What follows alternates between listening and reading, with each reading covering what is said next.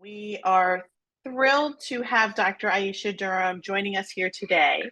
And Dr. Durham is an especially special guest because she was nominated by three of our PhD students who have been busy reading her work as part of their autoethnography cluster that's been sponsored through by the Simpson Center. So Sona Kim, Jazz Moultrie, and Michelle Sturgis. And Michelle's unfortunately at a workshop right now and really wishes she could be here. But they are the reasons that we are going to be here with the Aisha Durham, which is how our colleague Tamika Townsend referred to her this morning. She was like, like the Aisha Durham is coming. I was like, yeah, right. Let me tell you a little bit about Dr. Durham really briefly. She is a professor of communication at the University of South Florida. Her cultural studies research explores the relationship between media representations and everyday life in the post-era using autoethnography, performance writing, and Black feminist intersectional approaches refined in hip-hop feminism, which she engages in her two edited books, an NCAA award-winning monograph, Home with Hip Hop, Performances in Communication and Culture. Along with special issues about local Florida and transnational culture, her research is featured in Departures in Critical Qualitative Research, the Journal of Autoethnography, and Communication, Culture, and Critique. Dr. Durham is a former Fulbright Hays Faculty Fellow in Brazil, the National Museum of African American History and Culture Advisory Board member for their Hip Hop Anthology, and an Ellis Bachner Autoethnography and Personal Narrative Research Award recipient. To democratize knowledge, Durham writes public scholarship and provides cultural analyses for news and entertainment outlets, such as in CNN, The Times, The Insider, NPR, and Harris. We are just thrilled to have her here today, so please join me in welcoming Dr. Aisha Durham to our virtual stage here. Thank you. Thank you so very much. I'm going to show you the actual thing before I get started, but I do want to say that it's just, thank you all so much for carving time to sit and hear me tell a story about belonging. I really appreciate it. Thank you to all of the people, and most of whom we probably don't see, who are helping to make this event possible. So I really appreciate that. Special shout out, if I could use the hip hop language, to the autoethnography graduate cluster that nominated me. This is special because I remember when I was introduced to autoethnography at Illinois with my advisor, Norman Denzen. It was as if a world opened, and the fiction and the nonfiction that I was reading from Black feminists, I got to think about it again in terms of thinking about the ways in which Black women kind of story and flesh a theory. I also thank you to Dr. Moy for extending the invitation, and Tommy Ferguson for making the dope flyer that I did share online. And I would be remiss if I did not hold a special place for Dr. Relina Joseph, who I have known since I was a grad student, turned budding junior professor, and now full professor. And I know that I could not even be here to talk to you today if it were not for her mentorship. She's a mentor without having the formal title of mentor to me, but at every stage of my career, she has been right there. And it was in a place where I was looking for interdisciplinary, advocacy-oriented, rooted way of thinking about media and culture and identity. And all I had to do was look at her, and she had already done it. created a space for me and for a whole generation of women of color communication scholars. So I'm giving you your flowers now because I would not be here to talk to you all today if it were not for her. So thank you so very much to Dr. Joseph and to all of you for, again, gathering with me. So I don't have PowerPoint slides. I am going to read, but I promise you I will do it performatively so it won't seem so boring. But I am going to talk about this lunchbox, and let me make sure that I can pull up. So the first thing I want you to know, I'm going to make reference to this thing, this lunchbox, and I'm going to reference some contents inside, like a pair of Mickey slippers. I'm going to make reference to this fortune that I made in junior high school, and my hospital blanket. So these are just some of the things that were contained in the lunchbox that I've carried with me. I'll begin with a quote from Bell Hooks. The longing to tell one's story and the process of telling is symbolically a gesture of longing to recover the past in such a way that one experiences both a sense of reunion and a sense of release. It was the longing for the release that compelled the writing, but concurrently, it was the joy of the reunion that enabled me to see that the act of writing one's autobiography is a way of finding again that aspect of self and experience that may no longer be a part of an actual part of one's life, but it is a living memory shaping and informing the present. Autobiographical writing was a way for me to evoke the particular experience of growing up Southern and Black in segregated communities. It was a way to recapture the richness of Southern Black culture. Bell Hooks. This evening, I want to talk about stuff, my stuff, or those ordinary objects that I hold, I hoard, or I heart carry to recreate or recall home. Applying critical microautoethnography as a mind-mining homemaking process of situating the self and culture, I unearth personal possessions to excavate the sentimental meaning from the mundane and to conjure life from the matter to story my Southern Black feminist belonging.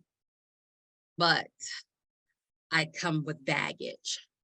I bring way back Badu energy with the renewed Bell Hooksian sensibility to consider those deep intricacies of belonging as both possession and place for Black women.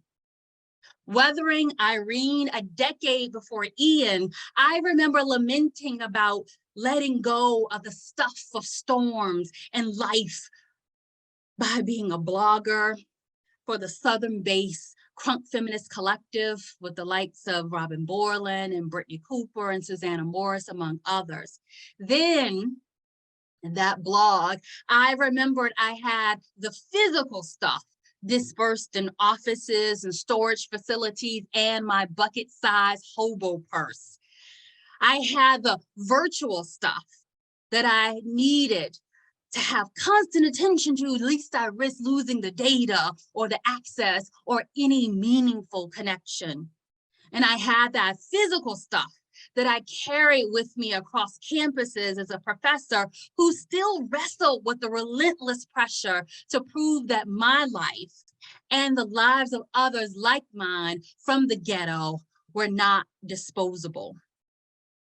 With each nomadic academic move across the South and the Midwest, I read box breakups and school achievement badges, books of baby poems, that spiraling binding diary, memorable box office tickets, and out of country and out of space dresses, and a lone elementary lunchbox stuffed with love letters to remind myself of the unlikely journey here, my sojourn home in word. Black feminism has been grounded by the intimate, evocative discussions of home. And this dialectical, dialogical, dynamic, relational, experiential, intersectional form of subjugated knowledge, already legible in popular culture, political movements, and professional or academic disciplines, draws from the group and individual experiences to theorize home. And here, home is a form of belonging conveyed through possession and place. And to be certain, possession in Black feminist thought also includes dispossession. Dispossession references the deprivation of land, of language, and liberty, as well as the legacy of community sustenance, resilience, and resistance. Similarly, by place, I'm also referring to displacement. It has been central to theorizing at the margins or describing collective consciousness and social location as standpoint, with concepts like outsider within or the white ascribed trope as the self-sacrificing mammy who is situated in the family but reaps no material rewards because she's not a part of the family, or having that violent inheritance. In all, Black feminists continue to mine experience, to write ourselves into existence, to seek redress, and to right the wrongs of what Hooks aptly has coined imperialist, white supremacist, capitalist heteropatriarchy. In the first lines of the introduction to the Black feminist canonical text titled Homegirls, Barbara Smith said, "There is nothing more important to me than home." Smith describes home as a psychic and a physical space where she understood her Black self in segregated Georgia, and as she also described it as an intellectual cultural place where she developed the techniques to theorize and express Black feminist thought by the Black women who surrounded her.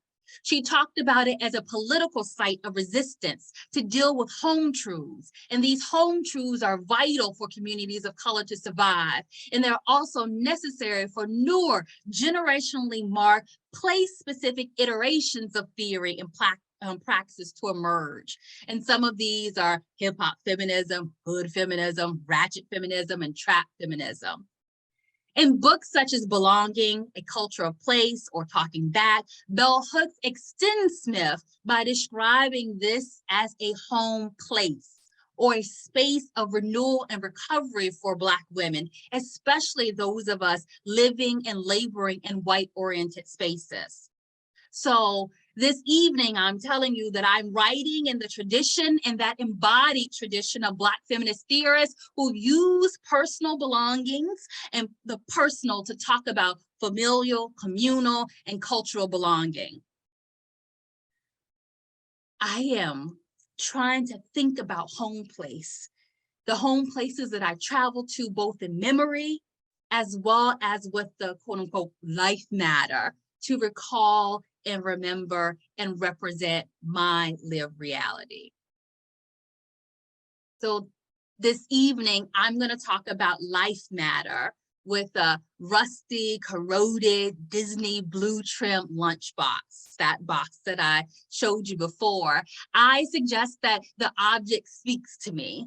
I suggest that it tells tales of this little thing that I literally have carried with me from the cinder block rooms of a Norfolk public housing community to a tree-lined Tampa Bay gated suburban ranch community. Life Matter stitches what I see as my Arabic name, which means life, with the idea of matter or the thing or materiality. And again, these things already permeate popular, professional, and political conversations. For example, we talk about matter in politics when grassroots groups formed by queer Black women assert the sanctity or the precariousness of Black life, or in popular media when BIPOC pop psychologists like Iyanla or Joanna Marie Kondo, like life coaches and style organizers, they advise us as consumers to undergo life makeovers or refashion ourselves and renovate our spaces with things, with matter, with brand commodities. And matter also appears in our professional discourses when experts address the social constructions of reality and materiality. I want to use the idea of belonging as a life matter concept that can bring together these things, these conversations that are capable of talking about experience with an actual object in order to have broader discussions about Black belonging. This one, in some ways, the lunchbox is my latest memory in a series of stories that I'm archiving about belonging. In this narrative this evening, I'm going to restory 3 life periods with the lunchbox. I'm going to talk about how I carried it as a child to store food, to safeguard it, safeguard secrets as a teen, and to preserve pre-college Diggs Park, the name of my community, Diggs Park memories as an adult. I mark its literal movement with me across time and space as a way to reimagine belonging.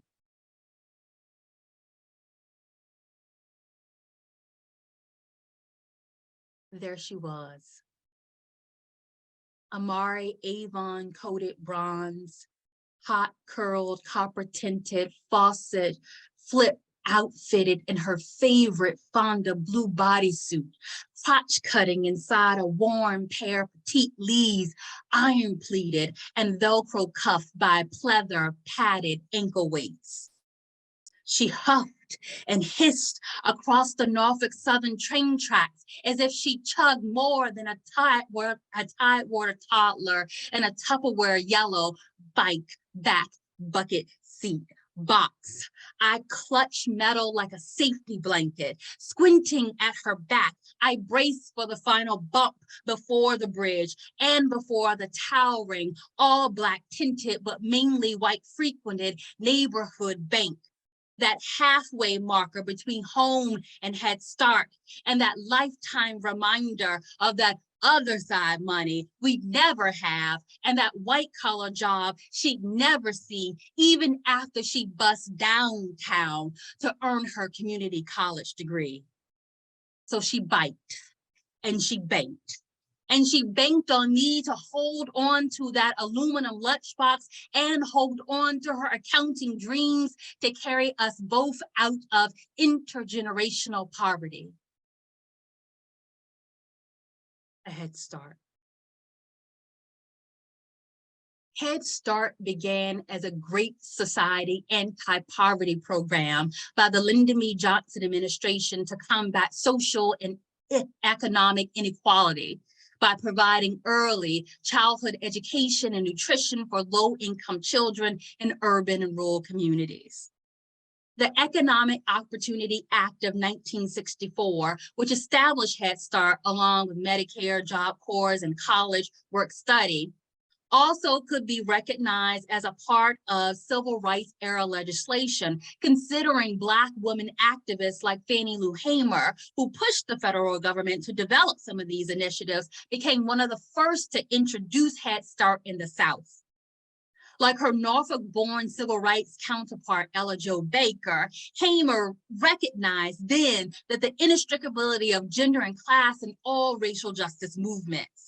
She saw that as necessary to secure full citizenship. I imagine it was its freedom dreaming that propelled the once teen mother to pedal her gold 3-speed bike with her precious my nickname, her precious daughter, and her Disney lunchbox up the road where she'd volunteer in this federally funded experiment that also engendered a kinder collective other mothering to give the Black girl that she wanted to be and the free Black girl she saw in me a head start. The aluminum lunchbox was pre-K platinum. It could have been stuffed with food stamp snacks from our first of the month car ride to the big giant grocer or the surrounding mini marts, man-named Harold's, Gus, and Scott's. No matter, its lid was embossed with Mickey beneath his big ears and the bold blue word Disney. So I was instantly friendable. The lunchbox showed Mickey, white gloved, holding a baton as the train and the music conductor next to his saxophone friend, Donald Duck, and the mouse house pet Pluto, who all sat atop the three-body boxcar of Casey Jr. The train traveled in front of the Epcot monorail and the Cinderella Castle in his Magic Kingdom. Designed as the Florida Project Walt Disney World lunchbox, each palm tree pictured side offered a snapshot of the amusement park.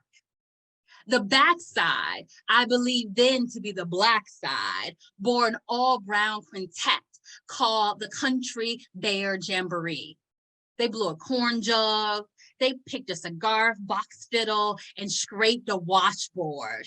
Some sat on box-shaped wood pallets like the ones that the men carried from the area shipyard. And one bear sat on an aluminum wash bucket that resembled the one that my mom hooked outside beside the back door until summer when it converted into a one-person, one-kid pool or the family cookout cooler. The Jamboree might as well have been the junkyard band because they appeared to harmonize with the same found objects like Fat Albert and his friends. Where Disney felt more than a Casey Jr. train ride away, the band seemed southernly familiar on that lunchbox, so I held it close. I carried Mickey with me well into elementary. During the daughter-mother fry bologna summer lunch hours, I'd tell stories and she'd watch hers on a wood panel tabletop television. So to tell a story was the polite, child-appropriate Southern speak for simply lying. We both did. She told me that that lunchbox was mine, and I half believed her because I had matching Mickey slippers to boot. The lunchbox did not come from some door-to-door duffel bag dude hawking boosted goods. It was mine. It didn't come from a cousin's, you're gonna grow into hand-me-down, or my mother's Goodwill scavenger find. It was mine. And I told friends that it came from some magical place out of state. This Tennessee-based lamp company with its own Arabic fairy tale name, Aladdin, partnered with Disney to produce this Florida Project lunchbox in 1976, an entire year before I was born. So it was gifted to me early, like the boxes from Santa who crammed Christmas in my parents' bedroom closet before spreading them near the cast iron radiator or near what my dad called our sad Charlie Brown tree. The hood had no chimneys. But it was between the soap commercial break gossip and her last gasp of her slender brown moor when my mother asked for more tales. Tall tales. So I leaned in. I dug deeper in a ditch of lies. And then I could not conceive of my mother, who also moonlighted as a cosmetologist, as some make-do Diggs Park Imagineer. But each day, I learned to recite those tales, pen those poems, perform those plays to a captive audience of hair-drying auntie astronauts who sat in the kitchen watching me on their curl and sat Saturdays. My mother was place setting, blueprinting, a storyteller a junior high. The bell rang. I scurried nervously from the cram hallway to the cougar blue lockers toward an ammonia-filled cafeteria where choosing a table as a preteen was as taxing as deciding which non-dairy dish to pick as a severe allergic. I panicked. I had to choose before any number of jerk curl cap lunch ladies hurriedly hole punched that free lunch ticket made from perforated color cardstock. I scanned the white table sections that were already claimed by different hoods, different crews, different sets, different cliques. Selecting where to sit sealed where I fit. In Southside Norfolk Black girlhood, I could be only the housebound homie, the ride-or-die hood rat, the freak of the week hoochie, or the around-the-way homegirl. So for weeks, I checked out of the lunch counter braving a middle school medieval gauntlet until I checked out altogether, a misfit. I sat out the entire lunch period in the science lab with Miss Richland, who is a down-to-earth, up-north Cosby College letter sweater wearing teacher who, like my mother, swap make-believe, you can be anybody, stories that made me believe that I could be a Black girl unboxed. But Dix Park was no Disney. I outgrew elementary magic and middle school make-believe early. My lunchbox, like all household plastic and metal containers, lived its second life. My lunchbox transformed into my treasured chest.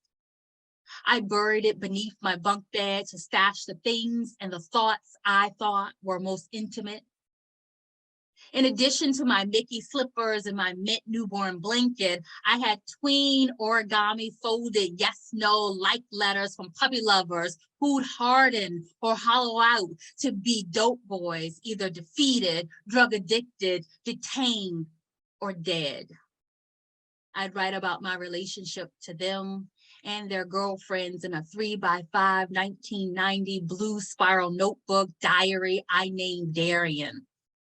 I wrote the words Miss Richland and science on the inside cover to throw off would-be parental inspectors. I called Darian my daily log as if I were some 13-year-old field reporter. But more than rage-filled rants about seemingly Aisha-specific mother-made restrictions to mixed gender parties or meetups at the playground that we dubbed the Big Field, I told Darian about being felt up, filled up, and crushed on by boys too old, too slick, or just too cool for school. In one entry, I fawned over Dwayne running past me during a police chase. In another, I devoted an entire page to sketch the polka dot outfit his sister wore when her boyfriend pummeled her face. I fawned and feared him like the first forced kiss bully boyfriend who shared the same name, Black Dwayne. Black Dwayne forced his new girlfriend on all fours to pick up the food that he just tossed on the cafeteria floor for locker lunchroom fodder. For real, for power, for show. For sure, I did not want to be her or the hood rat or the homegirl or the homie or the hoochie only. Boxed. Without magic, though, each of us learned to conceal, contain, stow, or show only part of ourselves. But in that lunchbox, I could piecemeal parts of me, collecting those belongings and holding on to that lifelong yearning to write myself whole. a homemaker.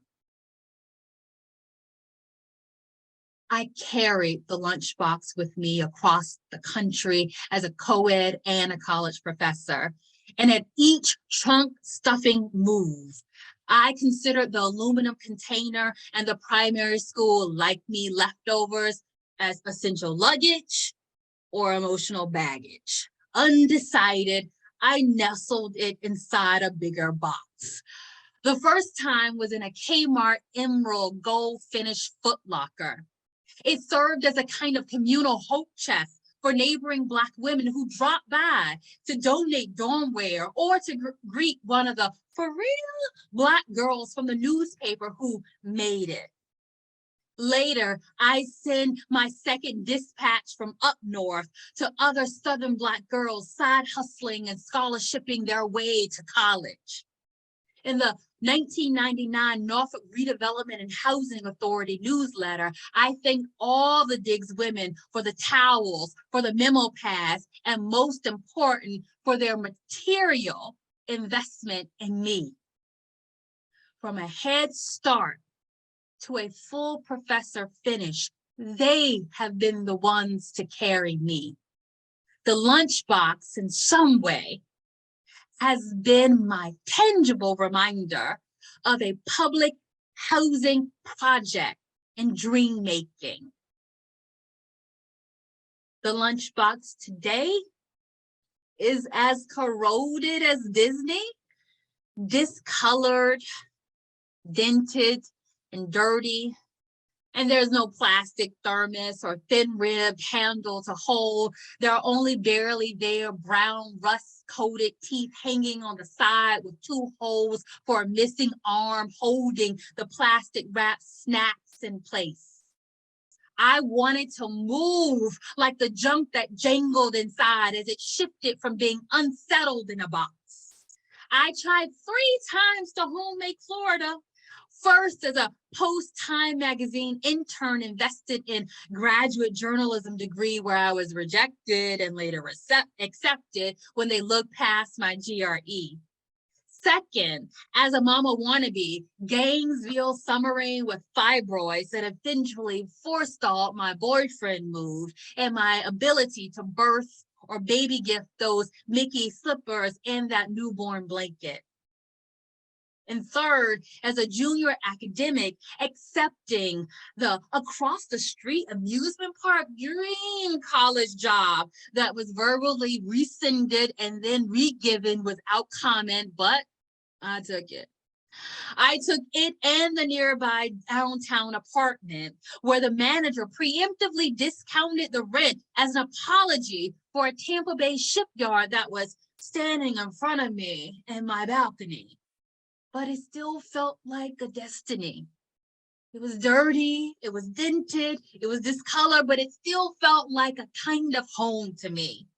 And I Wheezy Jefferson, my way across those tracks. A park moved up from the former middle school fortune, where the most that I could imagine in the 6th grade was a misspelled red Porsche, and it was only second to a Nissan Maxima, an apartment, $100, and Dwayne. Yes, Dwayne. So I felt lucky, and I feel lucky for all of it, for the make-believing, for the misbehaving, for the misfortunes, and for all of the second chances that I have to restory my Black belonging. And today, I still hold this weather metal lunchbox that brought me here, near, now, knowing that that magical Mickey conductor was actually my Tidewater dream-making mother. Thank you.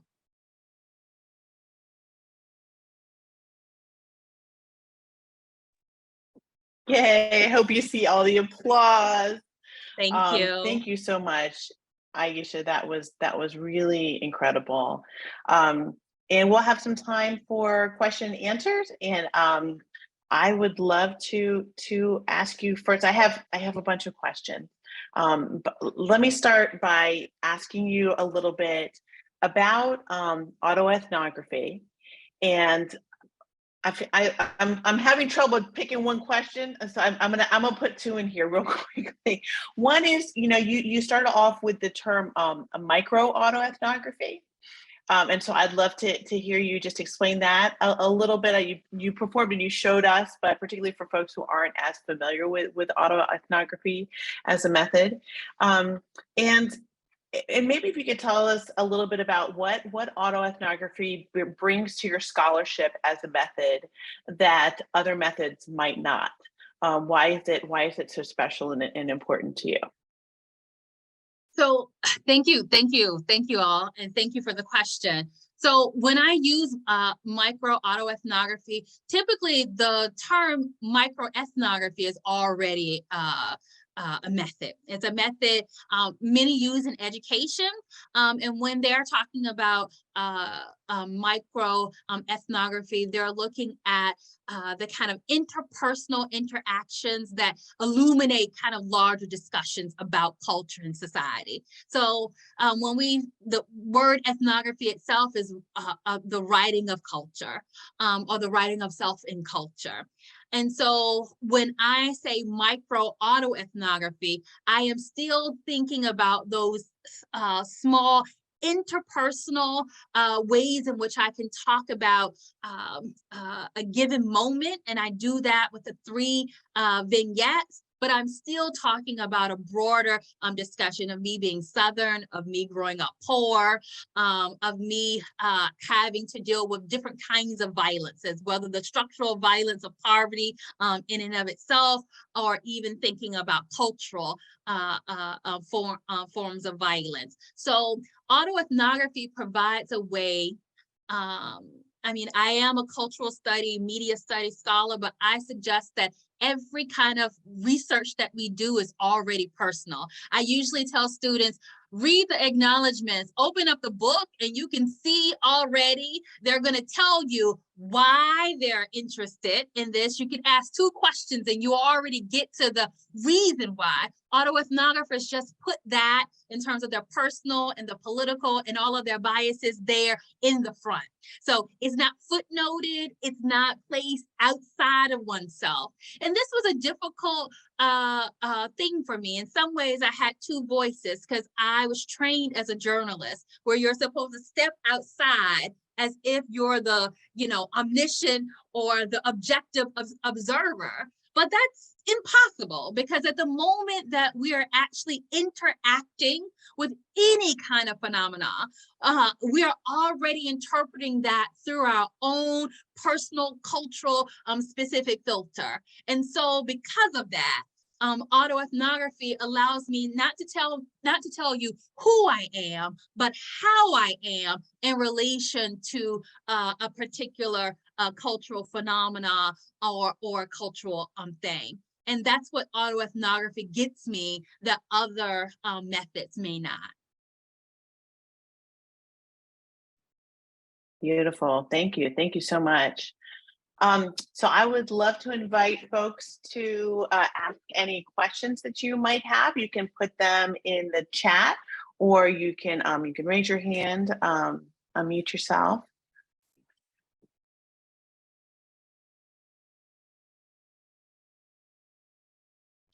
I'll ask another question as people are getting theirs together. So you are famously to me, and many other people, you write about the Crunk Feminist Collective. You're a member of the Crunk Feminist Collective, and I'd love for you to share a little bit about what that is.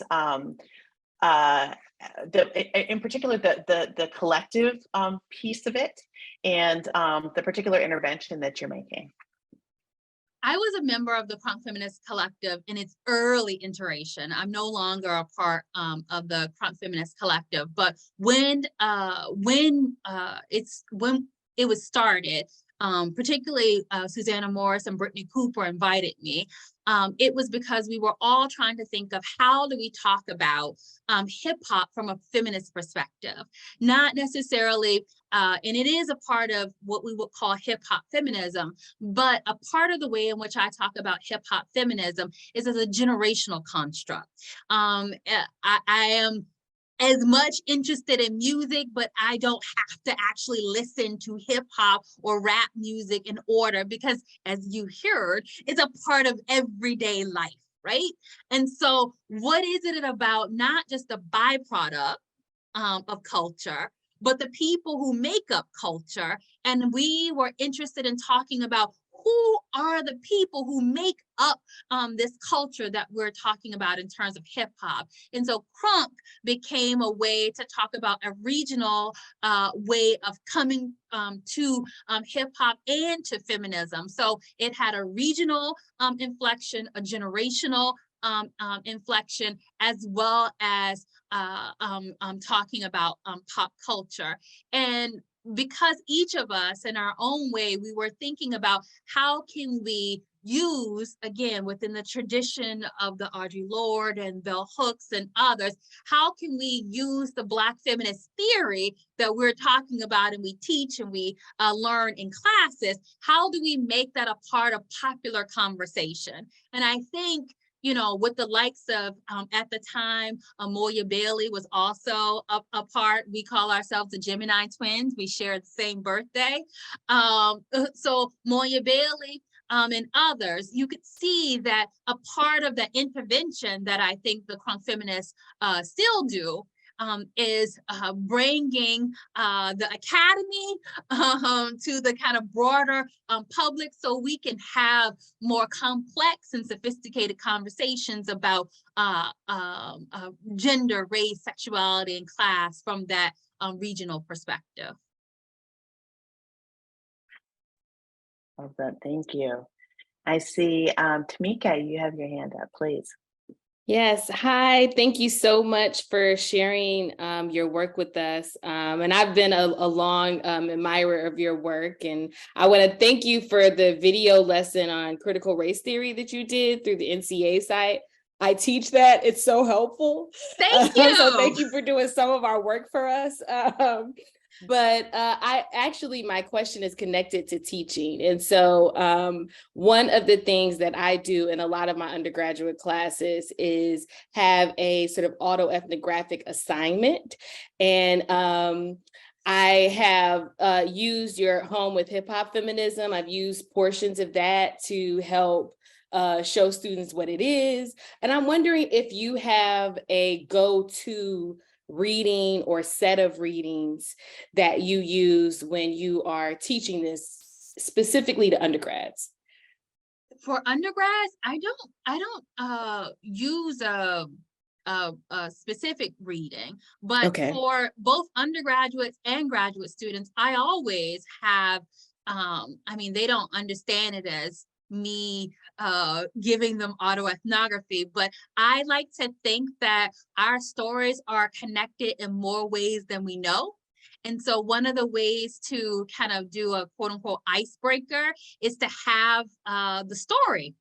So we can know how we enter the space, how we connect to each other in the space. And one of the ways which we can do that is by storytelling. Sometimes I even tell them to make up a fake story. I'm teaching a class in communication connected to science fiction and fantasy. So I told them, tell me a story. They have a made up name. And so they interact with each other based on the stories that they create. But that aspect of creation, I mean, when we think about theory building, when we think about concept building, we have especially in graduate school, we are told to deconstruct, but when you have nothing, what do you have left?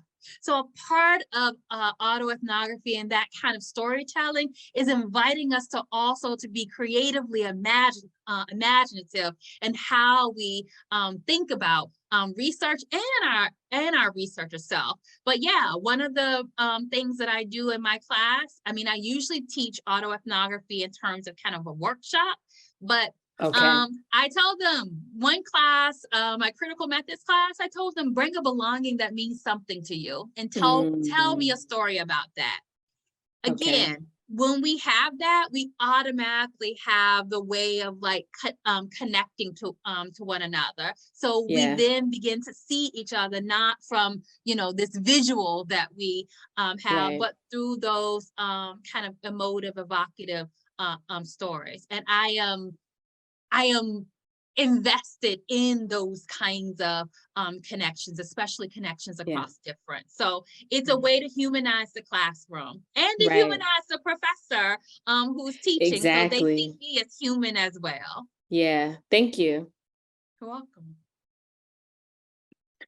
I'm gonna go to the question from the chat, and then Sona, I got you next here. So Layla asked the question in the chat here: what is a memorable lesson you've learned from your time in higher ed? As a student or a professor? I don't know if you want to clarify that, Layla. I have several, so I guess I can. As a student, she says. As a student, I think one that sticks with me to this day is to honor my voice. And I say that because I came into the academy, in some ways, I had an idea of what I wanted to say and who I wanted to speak to. Now, by the time I went through different classes, it was, choose this method, choose this thing, because, it's job oriented. Even my first book was actually as a grad student. I worked with Gwendolyn Pugh and Elaine Richardson because I saw them at a conference and I said, we should have a book. We should do a book on this. And they were like, okay, you do it. And I'm like, I'm just a grad student. And I remember my advisor telling me, oh, this is just extra. This is not, you need to be focused on this film study. But that felt urgent because it was impacting my life and people's lives like mine. And I can tell you, I'm known more for that writing than I am for any film analysis that I've ever done. And in connection with that, I also chose different methods. I had people even on my committee who were self-identified humanists and people who were like, I want nothing to do with people and I don't care about what they're saying. Just look at the text, decode the text. And so I had a dissertation that had that changed into the book that had autoethnography. It had performance, it had text-based media studies, and even publishers, by the time I tried to turn it into a book, they were like, I don't know, it's audience studies here, it's this is you all over the place. But I wanted to say that I am actually speaking in the language of Black feminism, and that diversity of representation is replete. You can't look at any notable Black feminist and say she only does this one thing. It's interspliced in the ways in which we have a diversity in terms of the representation of knowledge.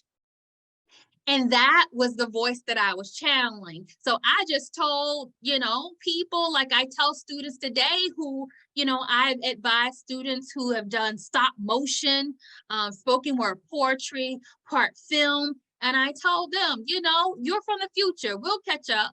We'll catch up. And I think in some ways, communication as a discipline has opened up to these multiple representational forms that have always been present in community of color scholarship. Yes, absolutely. I mean, that's the fundamental both and, right? Mm-hmm. That fundamental premise of Black feminist theory. So I see Sona here. So we're going to have Sona and Jazz, and then I see Andrea's question in the chat. So Sona, please.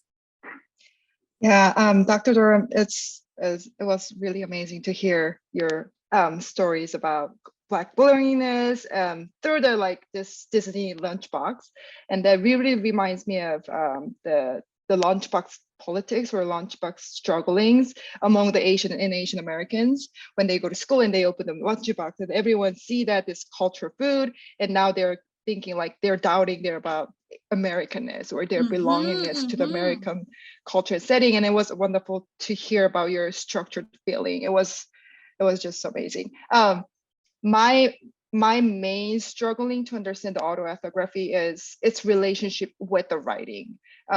So I kind of want to ask you about question like how you see the connections or relationship between autoethnography and performative writing, because I feel like autoethnography is, as a feminist practice, I feel like sometimes like with that epistemology, I put it into very academic writing setting, and I'm kind of like struggling with that. But I see that you're doing both, like performative writing and autoethnography. So I kind of want to know how you understand that, like is it independent each other or dependent?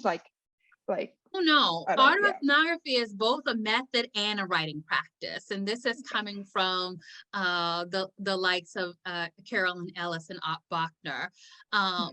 So we can't, I mean, the aspect of ethnography, I mean, it still requires quote unquote field work, but the field is in terms of your memory as well as artifacts. So I'm still looking at artifacts. They just happen to be artifacts from my own life.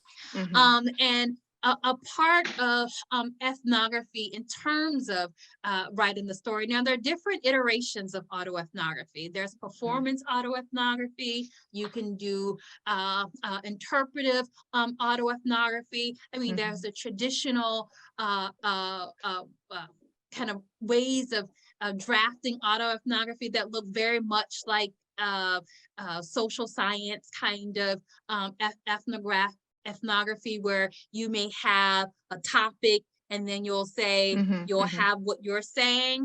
But in terms of thinking about the narrative aspect of autoethnography, it is about writing and rewriting. In fact, it is you're still creating a story. So in the same way that when you read any other story, there are characters, there's a narrative arc, there's tension, you still need that. It's not the idea that you're making something up, but we also don't think in terms of a critical aspect of autoethnography that you're representing something that's already out there in the world. There's not a representation, but there is an idea of a narrative truth that's connected to that. So a part of that ethnography is writing that draft and seeing what you see. That's a part of the narrative inquiry aspect of autoethnography. I remember having a student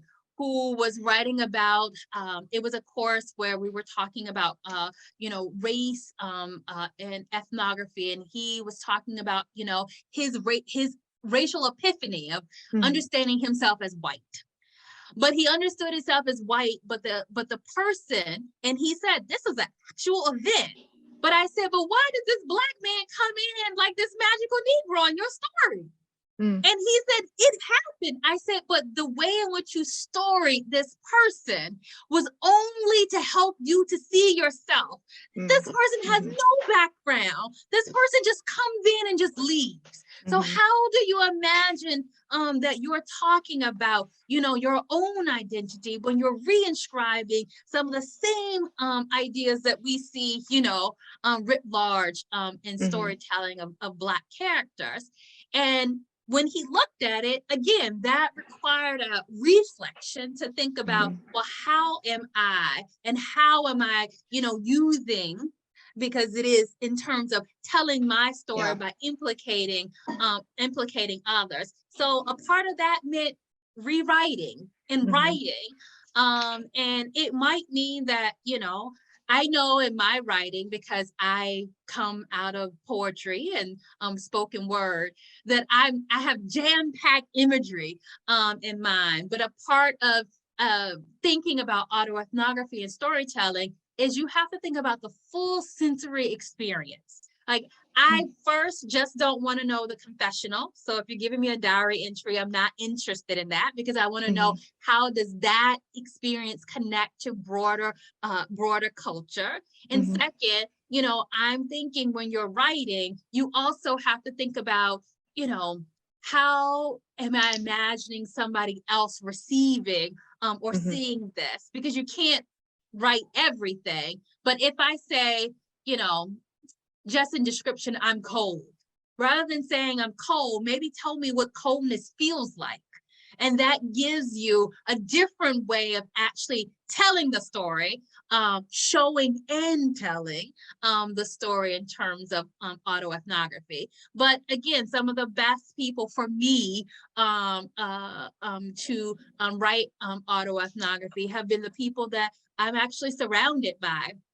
I teach Robin Borland in my class, for example, and you know, she comes from Sweetwater, I come from Tidewater, and we call ourselves these, you know, Southern Black feminists who the idea of storytelling is just a part of a kind of Southern Black tradition. So, you know, again, thinking about the writing and the rewriting and doing that reflection, and even asking yourself, why is this the story that I'm choosing to tell? What is this story? What can this story actually say in terms of a broader culture? Thank you so much. Jazz? Hi, Dr. Durham. I have a question that's actually two. And so yeah, I'm good with that. So I held on to when you were talking about Black feminism being grounded in home and belonging. So I was writing the words down: belonging, possession, place. And I'm also, what came up for me is thinking about home as like shelter, like a place to retreat to, a place to rest. So I was wondering if you center either like self and community care, or like, you know, an ethic of protection in your work. And then the second part is, I keep thinking about how we all got to experience this, right? I'm thinking of this, of your performance. We received your story. And I'm wondering, you know, who is this story for in this particular moment, this particular performance, or more broadly, is it for you? Is it for your mother? Is it for us? Is it for Black Southern women? I have like those two questions in my mind right now. And thank you for your talk. Thank you.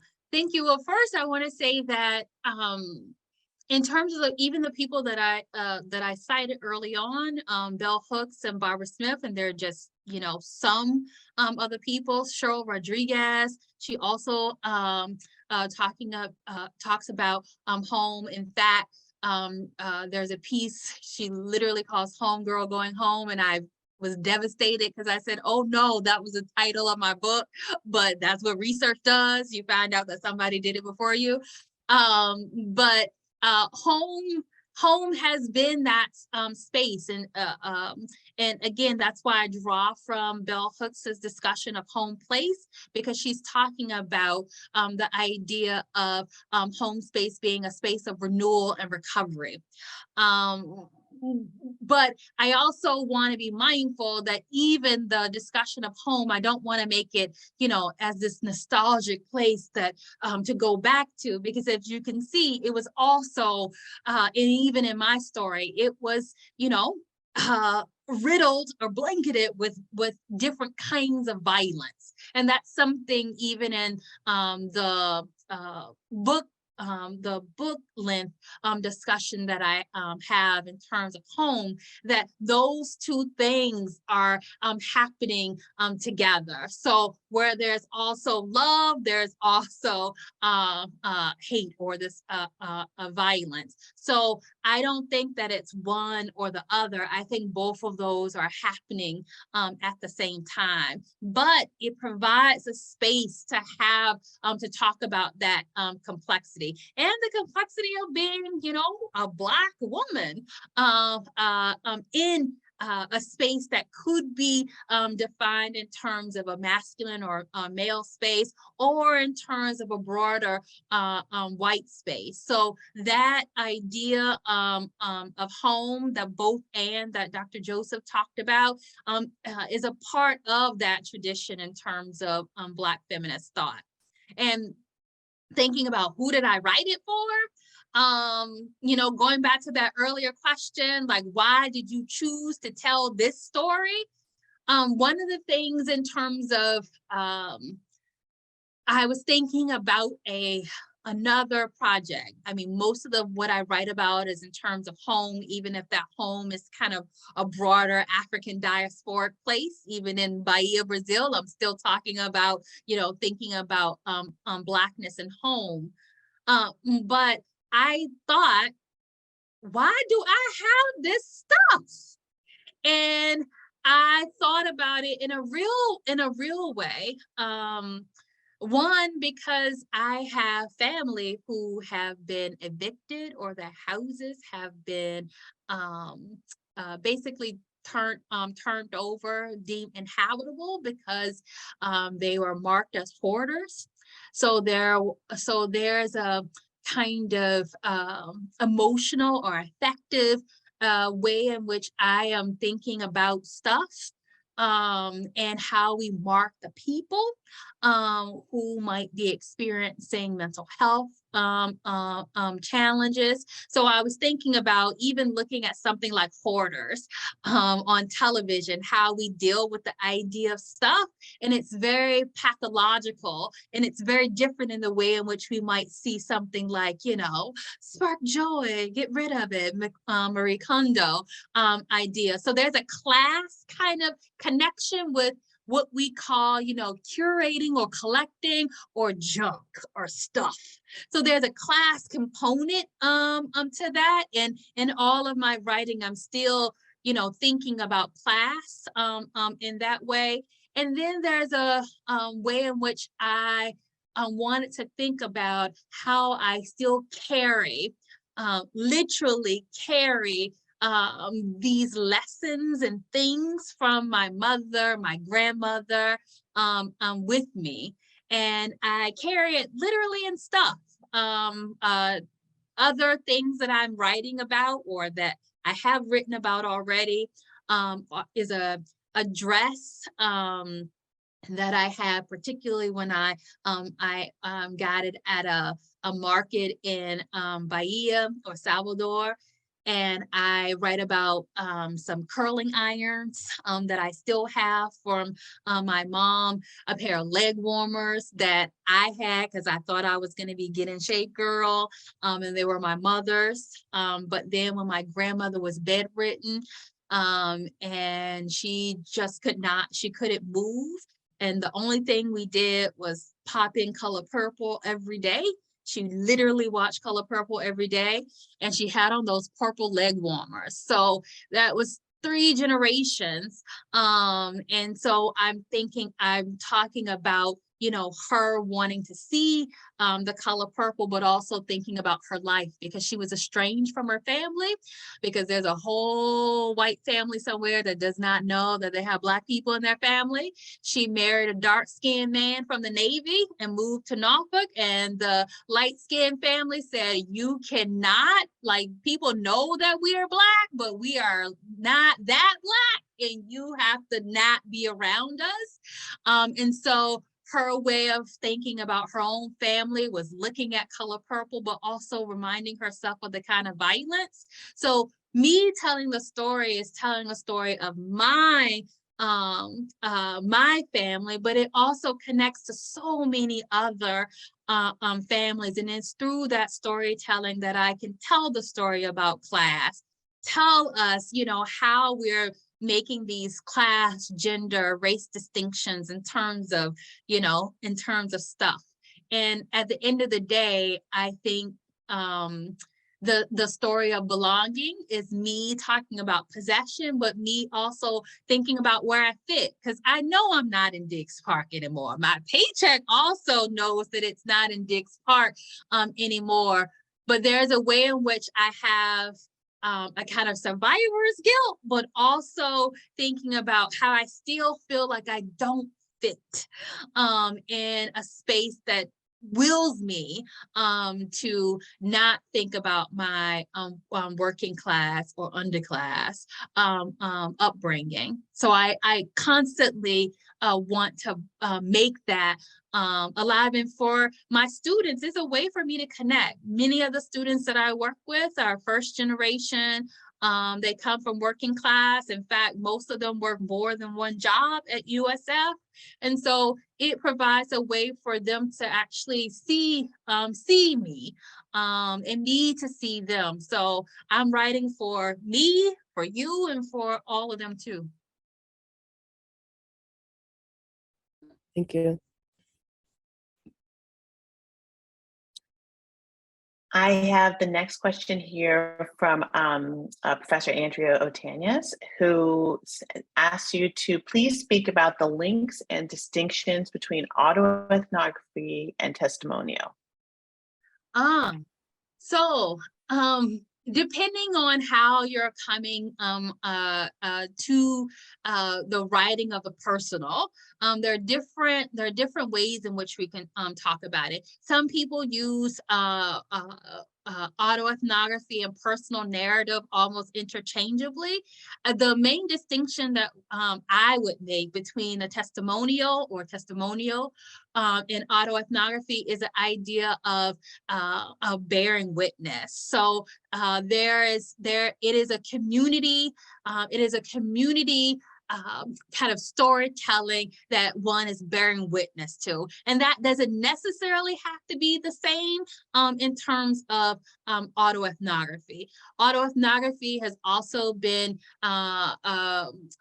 used in terms of autobiography or biographical memoir, or they have a whole, the lineage between going from ethnography and autobiography down to what we're talking about in terms of autoethnography.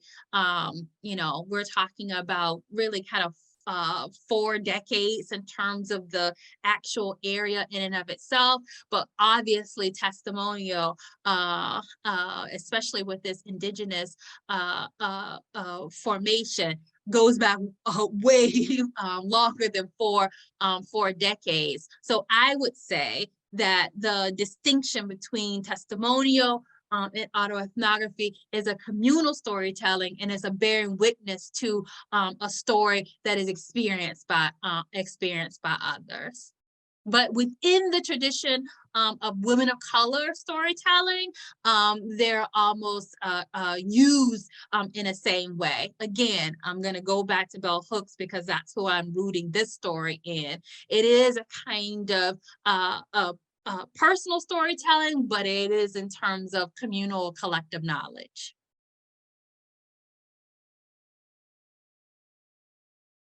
Thank you. Any other questions for Dr. Durham? Here. So I'll hit you with another one as everyone's thinking of another question. So I think that there are a number of communication scholars, and probably even some here in our midst, who are surprised that autoethnography is a part of this field. And I wonder what you might say, especially to folks who are on perhaps a qualitative but not a critical qualitative, or even a quantitative end about what autoethnography can bring your work that their methods might not be able to bring. Without even using autoethnography in a formal project, autoethnography as an approach and methodology is useful because it invites you to think about when and where you enter your project. We have different ways of talking about that in qualitative research, whether it's in terms of thinking about ethics, because autoethnography, you have to think about ethics, because at the moment that you're telling your story, you're implicating other people in your story. You have to think about positionality, and that's something, especially in terms of critical ethnography, from whose perspective, who is being left out of, who's left out of the conversation, who is a part of the story. You also have to think about power. So critical ethnography invites us to think about power, positionality, who's benefiting from this, and how are we talking about who's going to benefit from it, and how are we in relation to that research. So without even having to story a narrative in terms of autoethnography, the very approaches to autoethnography invite that critical reflection in terms of storytelling. And I can tell you at USF, because we have a tradition in our department for autoethnography, we have people who are in health comm, who do quantitative mixed method research, who are also writing autoethnography, media studies. One of the things that I have tried to do as a media studies scholar, in the handbook of autoethnography, I write about textual experience.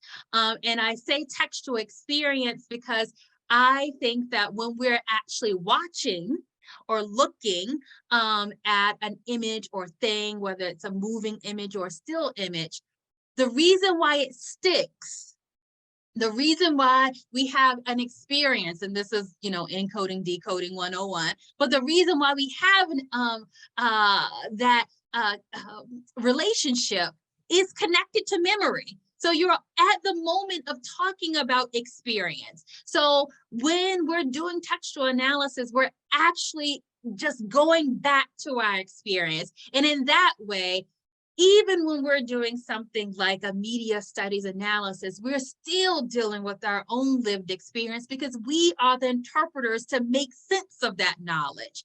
So I think that autoethnography allows us to do that reflexive analysis, no matter what approach we're taking methodologically.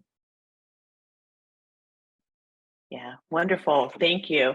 And, it's interesting, even in our journals now, I'm thinking about the communication culture and critique and the process of submission, that you have to state your own positionality in relationship to whatever you are submitting, and to be very clear. So in thinking about the ways in which the ethics of autoethnography have made their way into, the process of thinking about submitting for a journal even. Excellent. Yeah. And the thing is, and because I see this, a lot. As an autoethnographer, I'm less important in you stating who you are. I'm a Black woman from blah, blah, blah. And I want to know how you are in relation to the thing that you are studying. That to me is more important, because the other is just, I'm stating who I am, so you know who I am. I want to know how you are in relation to the thing that you're studying. That to me has more meaning. But you're right. Like I said, autoethnographers are just upfront about that that personal connection to the research study. Yeah, thank you. So we'll go ahead and segue to a close here with so much gratitude, so much appreciation for sharing your scholarship, your gift, for bringing us into your life through your storytelling. We are incredibly honored that you came and joined us here today. So everyone, please join me in thanking Dr. Aisha Durham for her talk today. Thank you so very much.